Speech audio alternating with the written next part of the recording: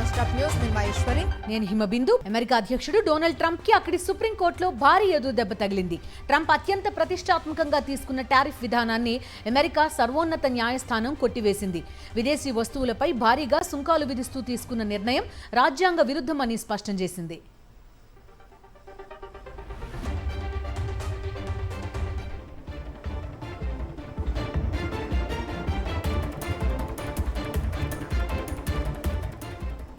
అగ్రరాజ్యం అమెరికాలో కీలక పరిణామం చోటు చేసుకుంది. ఇతర దేశాల నుంచి వచ్చే దిగుమతులపై అధ్యక్షుడు ట్రంప్ విధించిన భారీ సుంకాలు చెల్లవు అని సుప్రీంకోర్టు తీర్పునిచ్చింది. 1977 నాటి అంతర్జాతీయ అత్యవసర ఆర్థిక అధికారాల చట్టాన్ని అధ్యక్షుడు తప్పుగా వినియోగించారు అని కోర్టు అభిప్రాయపడింది. పన్నులు లేదా వాణిజ్య సుంకాలు నిర్ణయించే అధికారం రాజ్యాంగం ప్రకారం కేవలం అమెరికా కాంగ్రెస్ కు మాత్రమే ఉంటుంది అని అధ్యక్షుడు ఆ అధికారాన్ని తన చేతుల్లోకి తీసుకోవడం చెల్లదు అని ధర్మాసనం స్పష్టం చేసింది. ఈ తీర్పుతో గత కొంతకాలంగా అమెరికా విదేశీ వాణిజ్యంలో నెలకొన్న ఉత్కంఠకు తెరపడింది.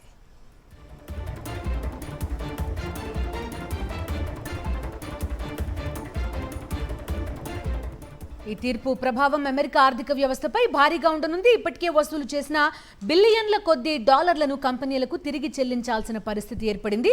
ఇది ప్రభుత్వ ఖజానాపై పెనుభారం మోపనుంది. మరోవైపు ఈ తీర్పును అధ్యక్షుడు ట్రంప్ తీవ్రంగా వ్యతిరేకిస్తున్నారు.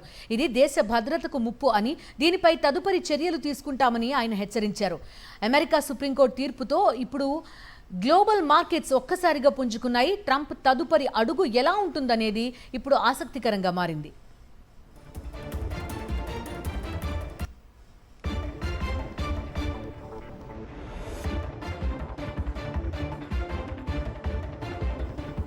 అమెరికా అధ్యక్షుడు డొనాల్డ్ ట్రంప్ కి అక్కడి సుప్రీంకోర్టులో భారీ ఎదురుదెబ్బ. ట్రంప్ అత్యంత ప్రతిష్టాత్మకంగా తీసుకున్న టారిఫ్ విధానాన్ని అమెరికా సర్వోన్నత న్యాయస్థానం కొట్టేసింది. విదేశీ వస్తువులపై భారీగా సుంకాలు విధిస్తూ తీసుకున్న నిర్ణయం రాజ్యాంగ విరుద్ధం అని స్పష్టం చేసింది అక్కడి సుప్రీంకోర్టు.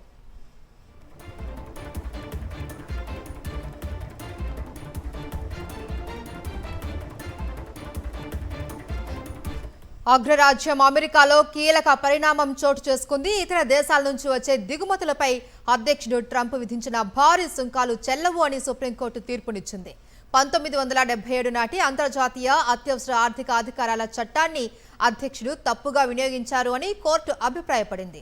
పన్నులు లేదా వాణిజ్య సుంకాలు నిర్ణయించే అధికారం రాజ్యాంగం ప్రకారం కేవలం అమెరికా కాంగ్రెస్ కు మాత్రమే ఉంటుంది అని అధ్యక్షుడు ఆ అధికారాన్ని తన చేతుల్లోకి తీసుకోవడం చెల్లదు అని ధర్మాసనం స్పష్టం చేసింది.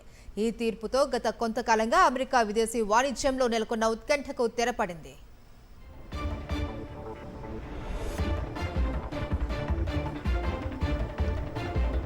ఈ తీర్పు ప్రభావం అమెరికా ఆర్థిక వ్యవస్థపై భారీగా ఉండే అవకాశం ఉంది. ఇప్పటికే వసూలు చేసిన బిలియన్ల కొద్దీ డాలర్లను కంపెనీలకు తిరిగి చెల్లించాల్సిన పరిస్థితి.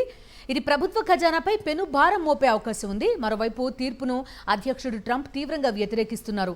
ఇది దేశ భద్రతకు ముప్పు అంటున్నారు ఆయన. దీనిపై తదుపరి ఎలాంటి చర్యలు తీసుకుంటామని ఆయన హెచ్చరించారు. అమెరికా సుప్రీంకోర్టు తీర్పుతో ఇప్పుడు గ్లోబల్ మార్కెట్స్ ఒక్కసారిగా పుంజుకున్నాయి. ట్రంప్ తదుపరి అడుగు ఎలా ఉంటుందనేది ఇప్పుడు ఆసక్తికరంగా మారింది.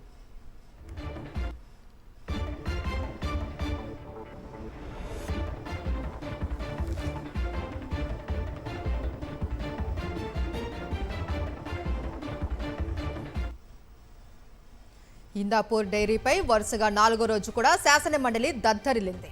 వైఎస్ఆర్సీపీ సభ్యులు ఇవాళ కూడా హెరిటేజ్ ఇందాపూర్ డైరీపై చర్చించాలి అని వాయిదా తీర్మానం ఇచ్చారు. వైఎస్ఆర్సీపీ సభ్యులు ఇచ్చిన వాయిదా తీర్మానాన్ని మండలి చైర్మన్ దాన్ని తిరస్కరించారు. శాసన మండలికి ర్యాలీగా వచ్చిన వైఎస్ఆర్సీపీ ఎమ్మెల్సీలు భోలేబాబా, చంద్రబాబా, అలీబాబా అంటూ నినాదాలు చేశారు. చైర్మన్ పోడియం దగ్గరికి వెళ్లి నిరసన వ్యక్తం చేశారు. వెంకటేశ్వర స్వామి ఫోటోలతో వైఎస్ఆర్సీపీ సభ్యుల నినాదాలు చేశారు. దీంతో సభ ప్రారంభమైన కాసేపటికే శాసన మండలి సోమవారానికి వాయిదా పడింది.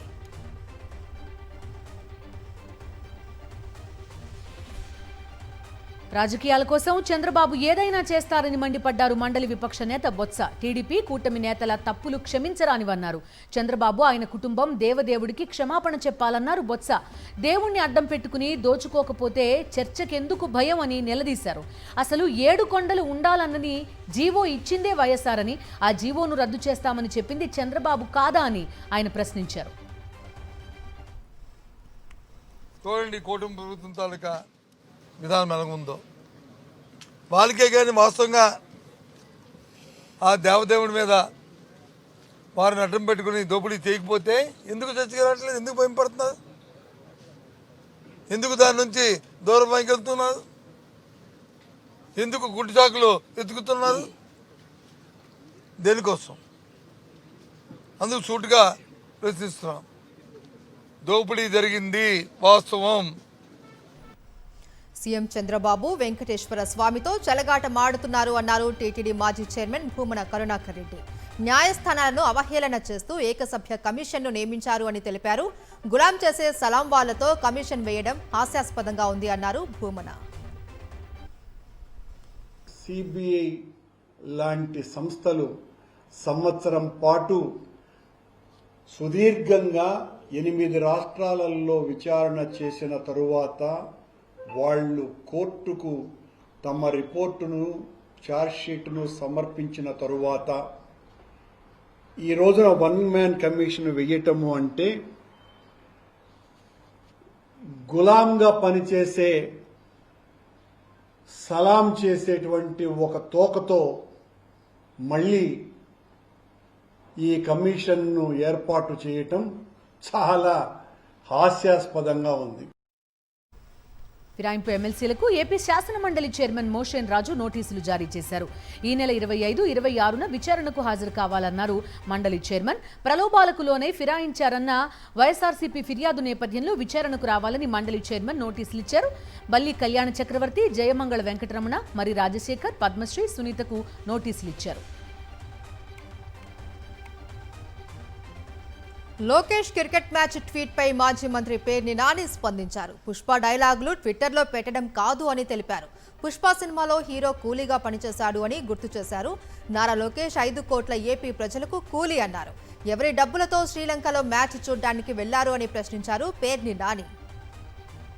స్వామి లోకేష్ స్వామి, పుష్ప డైలాగ్ చెప్తిరి బాగానే ఉంది, కానీ పుష్పలో పుష్ప పాత్ర తన రెక్కల్ని నమ్ముకున్నటువంటి కూలోడు. కానీ ఇక్కడ ఈ నారా లోకేష్ ఆయన ఎవరైతే తమరు ట్వీట్ చేశారో, ఈ నారా లోకేష్ 5 కోట్ల మంది ఆంధ్ర రాష్ట్ర ప్రజలకి కూలోడు. మీరు మీ రెక్కలు నమ్ముకున్న కూలోడు కాదు పుష్పలాగా. నారా లోకేష్ రెడ్ బుక్ పై సంచలన వ్యాఖ్యలు చేశారు. మాజీ మంత్రి అంబటి రాంబాబు తనను ఎలిమినేట్ చేయాలని రెడ్ బుక్ లో రాసుకున్నట్టు తెలిసిందన్నారు. చంపేస్తే సమాధి అయి సాధిస్తానన్నారు. పోలీసులతో హత్యలు చేయించడం చంద్రబాబుకు అలవాటేనని ఆరోపించారు అంబటి రాంబాబు. లోకేష్ నాయకత్వంలో, చంద్రబాబు నాయకత్వంలో పోలీసుల సహకారంతో చంపేస్తారు. ఈ అంబటి రాంబాబు తగ్గే ప్రశ్నే రాదు. చంపితే చస్తా, బ్రతికుంటే సాధిస్తా, చంపేస్తే సమాధి సాధిస్తా. చంద్రబాబు గుర్తుపెట్టుకో. భయపడే ప్రశ్న ఉద్భవించదని కూడా ఈ సందర్భంగా నేను చెప్పదలుచుకున్నా. ప్రభుత్వం చేస్తున్న తప్పులను ప్రశ్నించినందుకు అంబటి ఇంటిపై దాడి చేశారు అన్నారు వైఎస్ఆర్సీపీ నేత పూనూరు గౌతమ్ రెడ్డి. ఇలాంటి దాడులు ప్రజాస్వామ్యానికి మంచిది కాదు అన్నారు. గుంటూరులో మాజీ మంత్రి అంబటి రాంబాబును పరామర్శించారు వైఎస్ఆర్ కాంగ్రెస్ పార్టీ నేతలు పూనూరు గౌతమ్ రెడ్డి, బత్తుల బ్రహ్మానందరెడ్డి.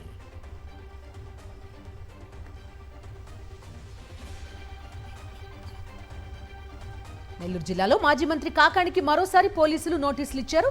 ఫిబ్రవరి 24న నెల్లూరు రూరల్ డీఎస్పీ కార్యాలయంలో విచారణకు హాజరు కావాలని సూచించారు.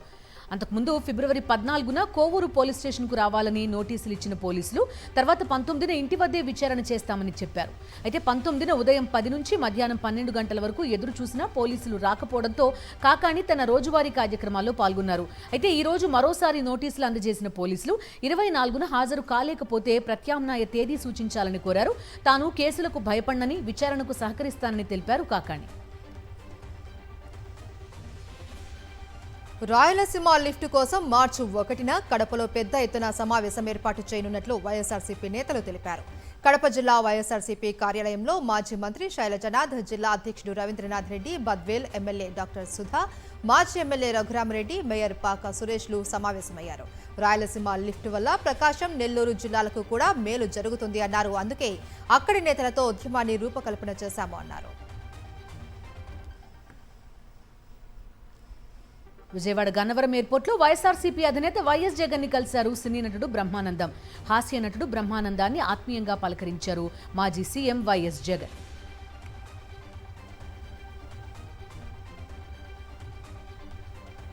ఎమ్మెల్సీ అనంతబాబు డ్రైవర్ సుబ్రహ్మణ్యం హత్య కేసులో ఏపీ పోలీసుల దర్యాప్తు తీరుపై సుప్రీంకోర్టు తీవ్ర ఆగ్రహం వ్యక్తం చేసింది. ప్రభుత్వం పోలీసులు కుమ్మక్కై దర్యాప్తును సాగదీస్తూ ఉన్నారని మండిపడింది. 2024-26 మధ్య పోలీసులు రెండో ఛార్జిషీట్ దాఖలు చేయడాన్ని ప్రశ్నించింది సుప్రీంకోర్టు. దర్యాప్తును సాగదీస్తున్న పోలీసులను సస్పెన్షన్ చేశారా, డీజీపీ ఏం చేస్తున్నారనంటూ ఘాటుగా ప్రశ్నించింది. చేత కాకుంటే చెప్పండి, కేసును సీబీఐకి అప్పగిస్తామనంటూ ఏపీ పోలీసుల తీరుపై తీవ్ర స్థాయిలో ఫైర్ అయింది సుప్రీంకోర్టు. నవంబర్ 30లోగా కేసు ట్రయల్ పూర్తి చేయాలనంది. ఇక ఎమ్మెల్సీ అనంతబాబును లోపల ఉంచడమే పోలీసుల ఉద్దేశంగా కనిపిస్తోంది అని, దర్యాప్తులో పోలీసులు చాలా నిర్లక్ష్యంగా వ్యవహరించారు అని కోర్టు అభిప్రాయపడింది. కేసు ట్రయల్ పూర్తయ్యే వరకు అనంతబాబు బెయిల్ పొడిగించింది సుప్రీంకోర్టు.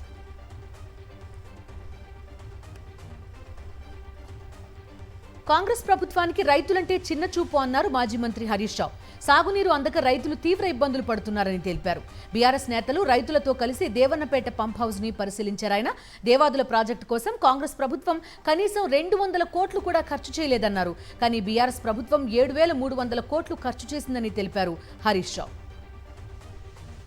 గత సంవత్సరం ప్రభుత్వ నిర్లక్ష్యం వల్ల సకాలంలో ఈ పంప్ హౌస్ మోటార్లు ఆన్ చేయకపోవడం వల్ల 60,000 ఎకరాల్లో పంట నష్టం జరిగింది.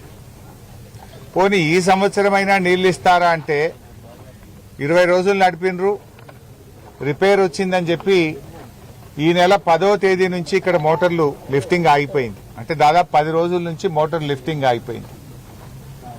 ఇక్కడ మోటార్ల నుంచి పంపింగ్ ఆగిపోవడం ద్వారా అటు జనగామ జిల్లా, ఇటు పాలకుర్తి, ఇటు స్టేషన్ గన్పూర్, గండిరామారం రిజర్వాయర్ కు లిఫ్టింగ్ ఆగిపోయింది. ఎంఐఎం ఎమ్మెల్యే అక్బరుద్దీన్ ఓవైసీకి సవాలు విసిరారు గోషామహల్ ఎమ్మెల్యే రాజాసింగ్. 15 నిమిషాల సమయం ఇస్తే హిందువులకు తన సత్తా ఏంటో చూపిస్తాను అని అక్బరుద్దీన్ ఓవైసీ చెప్తున్నారని, ఆయనకు 15 నిమిషాలు కావాలేమో, తమ హిందూ వాహిని కార్యకర్తలకు 5 నిమిషాలు చాలు అన్నారు. ఎక్కడికి రావాలో ప్లేస్ చెబితే తానే వస్తాను అని సవాలు విసిరారు రాజాసింగ్.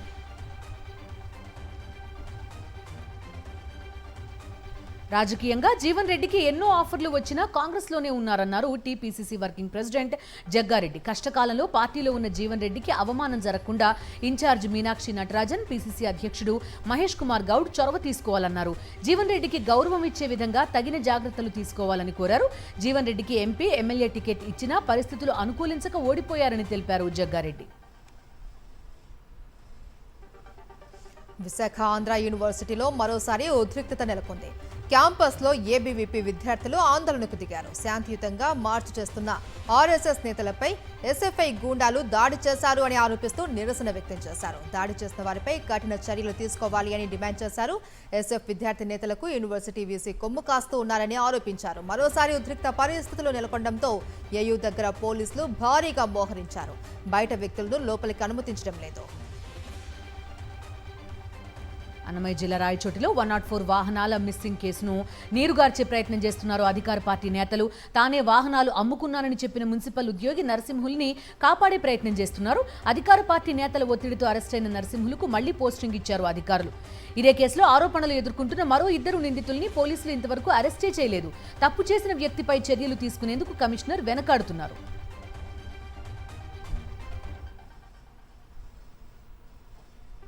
పోలవరం జిల్లా రంపచోడవరం మండలం రంప శివాలయంలో రికార్డింగ్ డాన్స్లు నిర్వహించారు. మహాశివరాత్రి ఉత్సవాల ముగింపు సందర్భంగా రికార్డింగ్ డాన్స్లు ఏర్పాటు చేశారు. టీడీపీ ఎమ్మెల్యే మిరియాల శిరీషాదేవి, ఆమె భర్త భాస్కర్ సహకారంతో రికార్డింగ్ డాన్స్లు నిర్వహించినట్లు చెప్తున్నారు. పవిత్రమైన ఆలయంలో రికార్డింగ్ డాన్స్లు చేయడంపై తీవ్ర ఆగ్రహం వ్యక్తం చేస్తూ ఉన్నారు భక్తులు. ఎమ్మెల్యే భర్త భాస్కర్ పర్యవేక్షణలో ఈ అశ్లీల నృత్యాలు నిర్వహించారు అని ఆరోపించారు.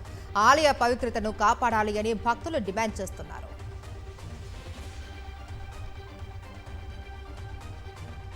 విశాఖ దక్షిణ నియోజకవర్గం 30వ వార్డులో జనావాసాల మధ్య బార్ అండ్ రెస్టారెంట్ ఏర్పాటును వ్యతిరేకిస్తూ స్థానికులు గత కొన్ని రోజులుగా నిరసనలు చేపడుతున్నారు.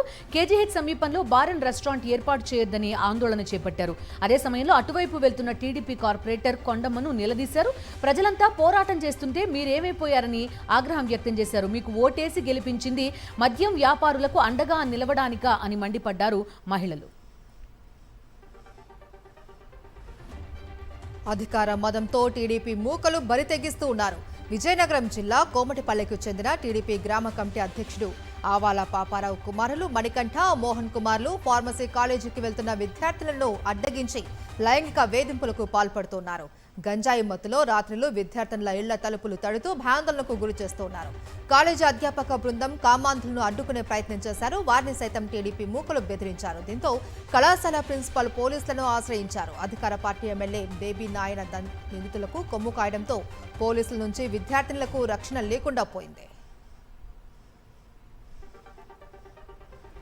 అమీర్పేట్ మైత్రివనంలో నీలగిరి బ్లాక్ లో అగ్ని ప్రమాదం జరిగింది. 2 గంటల పాటు శ్రమించి మంటలు అదుపు చేశారు ఫైర్ సిబ్బంది. విద్యార్థుల్ని సురక్షితంగా కిందికి దించారు. షార్ట్ సర్క్యూట్ తోనే ప్రమాదం జరిగినట్టుగా నిర్ధారించారు. ఎవరికీ ఎలాంటి ప్రాణ నష్టం జరగకపోవడంతో అంతా ఊపిరి పీల్చుకున్నారు.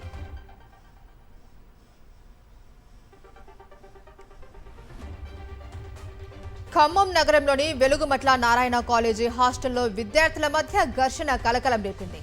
మత్తులో ఇంటర్ విద్యార్థులు ఒకరిపై ఒకరు విచక్షణారహితంగా దాడి చేసుకున్నారు. స్ట్రీట్ ఫైట్ ను తలపించేలా కాలేజ్ హాస్టల్లో ఈ ఘటన జరిగింది. విద్యార్థులు కొట్టుకుంటున్న సమయంలో తోటి విద్యార్థి సెల్ ఫోన్లో రికార్డ్ చేశాడు. విద్యార్థులు కొట్టుకుంటున్న వీడియో సోషల్ మీడియాలో వైరల్ గా మారింది. గాయపడిన విద్యార్థి ఆసుపత్రిలో చికిత్స పొందుతూ ఉన్నాడు. డ్రగ్స్ మత్తులోనే విద్యార్థులు దాడి చేసుకున్నట్లు సమాచారం అందుతుంది. హన్మకొండ జిల్లా హసన్పర్తి ఎస్ఆర్ యూనివర్సిటీలో జూనియర్ విద్యార్థిపై సీనియర్లు దాడి చేసిన ఘటనలో పోలీసులు చర్యలు చేపట్టారు. బాధితుడి ఫిర్యాదుతో దాడికి పాల్పడిన సీనియర్ విద్యార్థులపై కేసు నమోదు చేశారు.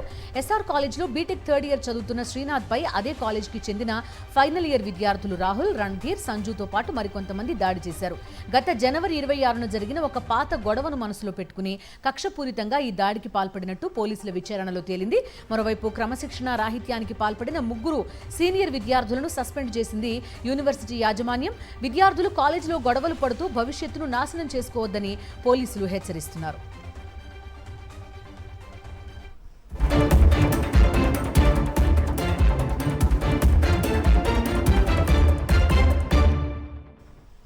జాతీయ వార్తలు చూద్దాం. ఇండియా ఏ ఇంపాక్ట్ సదస్సుకు హాజరైన వివిధ దేశాల అధినేతలతో ప్రధాని నరేంద్ర మోదీ ద్వైపాక్షిక చర్చల్లో పాల్గొన్నారు. లిచ్టెన్స్టీన్ ప్రిన్స్ అలోయస్ ప్రధాని మోదీతో సమావేశమై చర్చలు జరిపారు. ఢిల్లీలోని భారత మండపంలో ఈ భేటీ జరిగింది. అలాగే స్లోవేకియా అధ్యక్షుడు పీటర్ పెల్లెగ్రిన్తో ప్రధాని మోదీ ద్వైపాక్షిక చర్చల్లో పాల్గొన్నారు. ఇరు దేశాల సంబంధాల బలోపేతంపై సంప్రదింపులు జరిపారు. శ్రీలంక అధ్యక్షుడు అరుణ కుమార దిశనాయకి కూడా ప్రధాని మోదీతో సమావేశమై ద్వైపాక్షిక అంశాలపై చర్చించారు.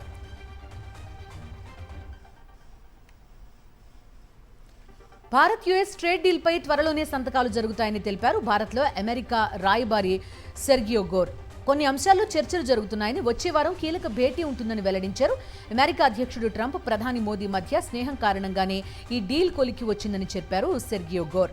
ఈ ఒప్పందంతో భారత్ యుఎస్ సంబంధాలు మరో ఎత్తుకు చేరతాయని ఆశాభావం వ్యక్తం చేశారు. భారత్లో పర్యటించేందుకు ట్రంప్ ఉత్సాహంతో ఉన్నారని తెలిపారు.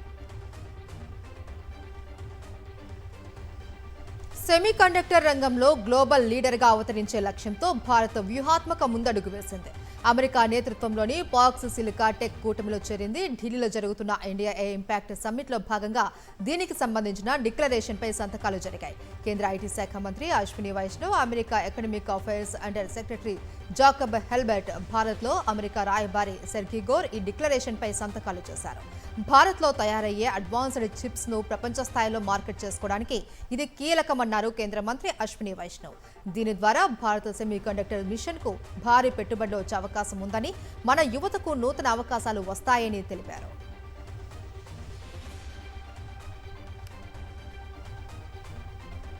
ఏఐ రంగంలో భారత్ నాయకత్వం వహించే స్థాయికి చేరుకోవాలన్నారు సీఎం రేవంత్.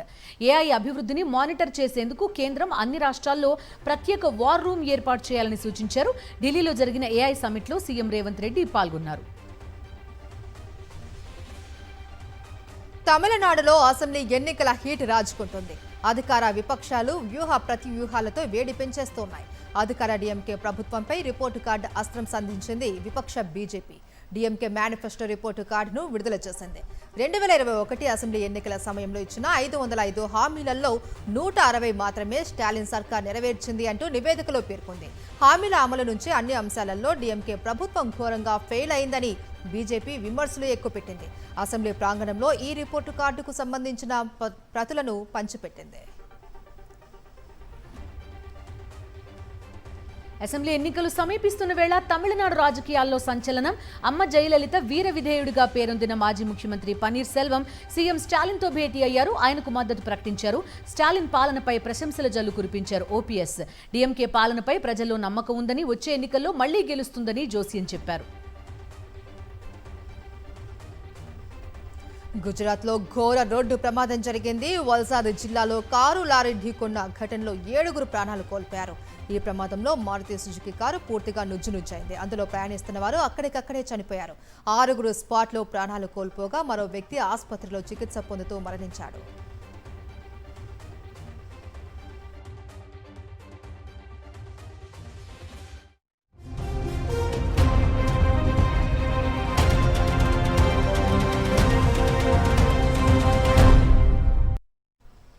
ఇరాన్పై దాడులు జరిపేందుకు యూకే ఎయిర్ బేస్ సాయం కోరింది అమెరికా. అయితే బ్రిటన్ ప్రధాని కీర్ స్టార్మర్ ప్రభుత్వం అమెరికా అభ్యర్థనను తిరస్కరించింది.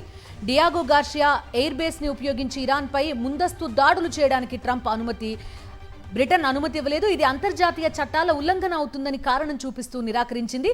యూకే ప్రధాని స్టార్మర్ ప్రకటనపై అమెరికా అధ్యక్షుడు డొనాల్డ్ ట్రంప్ తీవ్ర విమర్శలు గుప్పించారు. చాగోస్ దీవులపై నియంత్రణను వదులుకోవద్దని హెచ్చరించారు.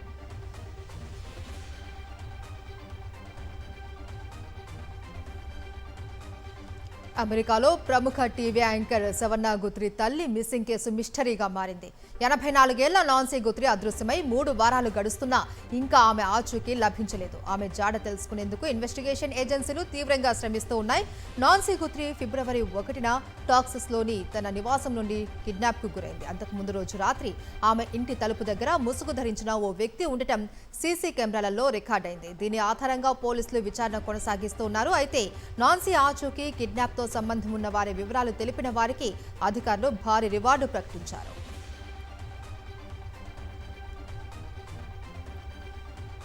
సౌత్ కొరియా మాజీ అధ్యక్షుడు యూన్ సుక్ యోల్ కు జీవిత ఖైదు విధించింది సియోల్ సెంట్రల్ కోర్టు. 2024 డిసెంబర్ 3న అధ్యక్షుడిగా ఉన్న సమయంలో దేశంలో మార్షల్ లా విధించి ప్రజల హక్కులకు విఘాతం కలిగించిన కేసులో తీర్పు వెల్లడించింది.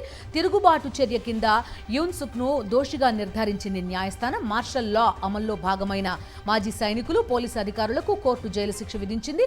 దక్షిణ కొరియా రక్షణ శాఖ మాజీ మంత్రి కిమ్ యోంగ్ హున్ కు 30 ఏళ్ల జైలు శిక్ష విధించింది.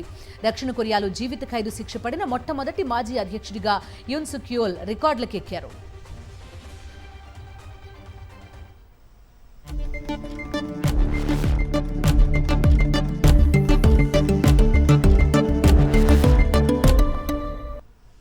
Coming to business updates. దేశీయ స్టాక్ మార్కెట్లు ఇవాళ భారీ లాభాలతో ముగిశాయి. పిఎస్యు బ్యాంకులు, మెటల్ రంగ షేర్లలో బలమైన కొనుగోళ్లు జరగడంతో సూచీలు రాణించాయి. ట్రేడింగ్ ముగిసే సమయానికి సెన్సెక్స్ 316 పాయింట్లు లాభపడి 82,814 వద్ద స్థిరపడింది. ఇక నిఫ్టీ 116 పాయింట్లు పెరిగి 25,571 వద్ద ముగిసింది. ఇక ఐటీ, మీడియా మినహా మిగిలినవన్నీ లాభాల్లోనే ముగిశాయి. నిఫ్టీ ఐటీ సూచి 0.98% నష్టపోగా పిఎస్యు బ్యాంకింగ్ సూచి 1.68%, మెటల్ సూచి 1.25% చొప్పున లాభపడ్డాయి. Power, capital goods, FMCG stocks లో కూడా కొనుగోళ్లు ఆసక్తి కనిపించింది. అంతర్జాతీయ మార్కెట్లలో చోటు చేసుకున్న పరిణామాల నేపథ్యంలో ఇవాళ బంగారం ధరలు స్వల్పంగా తగ్గాయి. నిన్న 24 క్యారెట్ల 10 గ్రాముల బంగారం 1,56,490 రూపాయలుండగా ఇవాళ 24 క్యారెట్ల 10 గ్రాముల బంగారం ధర 1,56,170 వద్ద కొనసాగింది. 22 క్యారెట్ల 10 గ్రాముల బంగారం ధర 1,43,150 వద్ద కదలాడింది. ఇవాళ ఒక్కరోజే 10 గ్రాముల బంగారంపై 320 రూపాయలు తగ్గింది.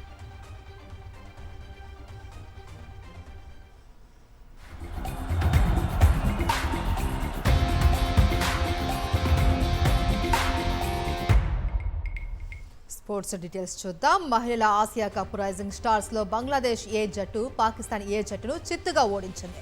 ఇవాళ బ్యాంకాక్ వేదికగా బంగ్లాదేశ్, పాకిస్తాన్ మధ్య సెమీఫైనల్ 2 జరిగింది. ఈ మ్యాచ్లో 54 పరుగుల తేడాతో గెలిచిన బంగ్లాదేశ్ ఫైనల్కు చేరింది. తుది పోర్లో భారత ఏ జట్టుతో బంగ్లా జట్టు తలపనుంది. తొలుత టాస్ గెలిచిన పాకిస్తాన్ బౌలింగ్ ఎంచుకుంది. దీంతో బ్యాటింగ్ చేసిన బంగ్లా జట్టు నిర్ణీత 20 ఓవర్లలో 8 వికెట్ల నష్టానికి 110 పరుగులు చేసింది. పాక్ బౌలర్లలో కెప్టెన్ హఫ్సా ఖలీద్ 2 వికెట్లు పడగొట్టింది. వాహిదా అఖ్తర్, ముమినా రియాసత్, అనుషా నాసిర్, ఉమైమా సోహెల్ తలో వికెట్ సాధించారు.